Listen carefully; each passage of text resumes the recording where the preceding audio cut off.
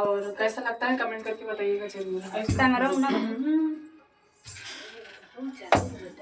सैया मिलल बादी हाथी हम शहर की लड़की, सैया मिलल बादी हाथी हम शहर की लड़की, सैया मिलल बादी हाथी हम शहर की लड़की, सैया मिलल बादी हाथी हम शहर की लड़की। सैया मांगे खाना खाना खाना नहीं जानी, हाँ सैया मांगे खाना खाना खाना नहीं जानी, हम तो होटल के खिवैया खाना जनबो ना करी, हम तो होटल के खवैया खाना जनबो ना करी।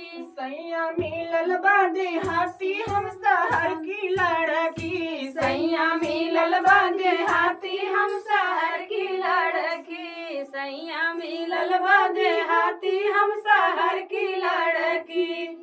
सैया मांगे पानी पानी पानी नहीं जानी, हो सैया मांगे पानी पानी पानी नहीं जानी, हम तो टोटी के पीवैया पानी जनबो ना करी, हम तो टोटी के पीवैया पानी जनबो ना करी। सैया मिलल बादी हाथी हम शहर की लड़की, सैया मिलल बादी हाथी हम शहर की लड़की।